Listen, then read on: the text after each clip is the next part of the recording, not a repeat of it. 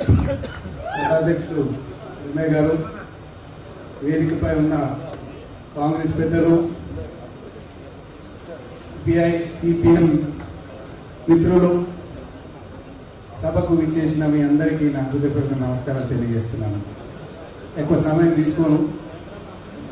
నేను నా parliament election చాలా ఈజీగా జరిగిపోయిందని నేను భావిస్తున్నాను.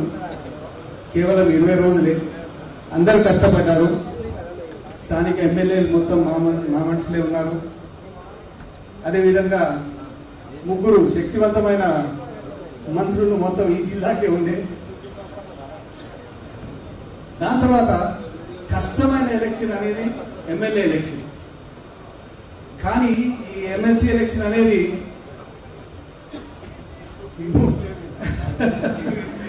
3 జిల్లాలు, అంటే దగ్గర దగ్గర 30 చిల్లర ఎమ్మెల్యేలు సంబంధించిన ఎలక్షన్ అన్నమాట. ఈ బీజేపీ ప్రభుత్వానికి ఓట్ అనేది వారి అభ్యర్థికి ఓట్ ఎందుకు వేయొద్దు? చాలా చక్కగా సాంబశివ గారు వివిధ అంశాలు చెప్పారు. కొన్ని 2 విషయాలు చెప్తాను. వారు 2 కోట్ల ఉద్యోగాలు అన్నారు. 2 కోట్ల ఉద్యోగాలు ఇవ్వలేదు, 1 కోటి ఉద్యోగాలు పీక్ పడేశారనమాట. దానికి 2022-2023లో 10 గవర్నమెంట్ సంస్థలు డైల్యూట్ చేశారు, షేర్లు అమ్మేశారు. దగ్గర దగ్గర 15,000 కోట్ల రూపాయలు షేర్లు అమ్మేశారనమాట. అంటే ఒక ఏళ్ళని 50,000 కోట్ల రూపాయలు మొత్తం వాళ్ళ టార్గెట్ అనమాట, డైల్యూట్ చేయటానికి గవర్నమెంట్ సంస్థలు. ఇటువంటి ప్రభుత్వం మనకు అవసరం లేదు. మీకు ఉద్యోగాలు ఎందుకు వస్తాయి? గవర్నమెంట్ సంస్థలన్నీ అమ్మేస్తున్నారనమాట. ఇప్పుడు చూడండి, ఇండియన్ ఎయిర్లైన్స్ అమ్మేశారు, ఎయిర్పోర్ట్లన్నీ అదానికి అంబానీకి అమ్మేస్తున్నారనమాట.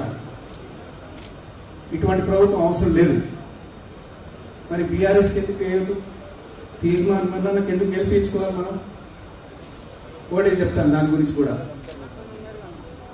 మీరు పల్లా రాజేశ్వర రెడ్డి గారికి ఎన్నేళ్ళు ఇచ్చారు? గెలిపించారు కదా మొన్ననే. ఎన్నేళ్ళు ఇచ్చారు? మీరు 6 ఏళ్ళు కదా. మీరు ఎందుకు వదిలిపెట్టిపోయినాడు అనమాట. మళ్ళీ ఎలక్షన్ మా నెత్తి మీద ఎందుకు వేశారు? అడగాలి మీరు వాడిని. అదేవిధంగా ఉద్యోగాలు అన్నారు.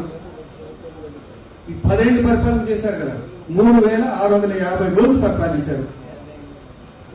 ఒక ఉద్యోగం రాలేదు. ఎగ్జామ్ పేపర్ లీకేజ్ మీ అందరికి తెలిసిన విషయమే. 2019లో కష్టపడి రూమ్లు రెంట్ మీద తీసుకొని చదివిన పిల్లలందరూ ఆ ఎగ్జామ్ పేపర్ లీకేజ్ తర్వాత మొత్తం వేస్ట్ అయిపోయింది అనమాట. మరి కాంగ్రెస్ ప్రభుత్వం వచ్చి 140 రోజులు 150 రోజులే కదా. ప్రజలు తీర్పు చెప్పారు, మీరు పంపించేశారు వారిని. ఇవ్వండి, మాకు 5 ఏళ్ళు ఇచ్చారు కదా, చేయనియండి. అదేవిధంగా ఈ జిల్లాకి ఒక టైర్ ఉంటుందన్నమాట. ఆ టైర్ ఆల్రెడీ మీరు 99% కంప్లీట్ చేశారు. అంటే 3 మంత్రివర్యులు, అదేవిధంగా శాసనసభ్యులు అందరూ ఉన్నారు. ఇంకా 4th రోజు నన్ను గెలిపిస్తే ఆ కొద్ది గొప్ప కంప్లీట్ అయిపోద్ది. మరి ఇంకొంచెం ముందుకు అడిగేస్తే మన తీర్మానం వల్ల నన్ను కూడా బయటపడేది కదా. బాగా కష్టపడ్డాడు. ఇన్నేళ్ల నుంచి 10 ఏళ్ల నుంచి కేసీఆర్ గారిని క్రిటిసైజ్ చేస్తూ జైలుకు పోయినాడు, జైల్లో కూర్చున్నాడు, కష్టాలు పడ్డాడు. మీరు చూశారు, మీరు ప్రభుత్వం ఎట్లా ప్రవర్తించిందో మీరు అందరూ చూశారు. కష్టపడి ప్రజల కొరకు పనిచేసే వ్యక్తిని నేను మీతో మనవి చేస్తున్నాను. మీరు గెలిపియండి. ప్రతి వేదిక పైన మీరు లేచి మొత్తం మీకు నా ప్రాణాలు అంకితం చేస్తానని చెప్తున్న వ్యక్తి ఈయన ఒక్కడే అని చెప్తూ, వీళ్ళు ఎక్కడి నుంచో అమెరికా నుంచి ఒకరిని తీసుకొచ్చి టీఆర్ఎస్ బీజేపీ ప్రభుత్వాన్ని క్యాండిడేట్ కూర్చోబెట్టారు. ఇప్పుడే చెప్పాను వాళ్ళకి ఎందుకు ఏవద్దు అనేది. ఒకటే గుర్తు పెట్టుకోండి, మీరు ఓటు వేసి వాళ్ళని గెలిపించారు, పల్లా రాజేశ్వర రెడ్డిని గెలిపించారు, కానీ వదిలిపెట్టి పోయినారు కదా. పోయిన పార్టీకి మళ్ళీ మీరు ఎందుకు వేయాలి? మీరు ఆల్రెడీ వేస్తే వదిలిపెట్టి పోయినారు అనమాట. మీరు ఒక్కరికి వేయాలి, ఓటు వేసి గెలిపియండి. మీ మధ్యనే ఉండి సేవ చేస్తా అని చెప్తున్నాడు అనమాట. నేను పెద్దలకి నమస్కారం తెలియజేస్తూ ముగిస్తున్నాను. మల్లన్న గారు లేచి మీకు ఆ ఓటింగ్ ప్యాటర్న్ కూడా చెప్తాడు. ఎందుకంటే మిగతా ఓట్ల గురించి నేను చెప్పదలుచుకోలేదు. ఎందుకంటే అది బటన్ నొక్కితే ఓటు పడిపోతుంది అనమాట. ఇది కొంచెం డిఫరెంట్ గా ఉంటుంది అనమాట. అది మన మల్లన్న గారు చెప్తారు మీకు. Thank you sir.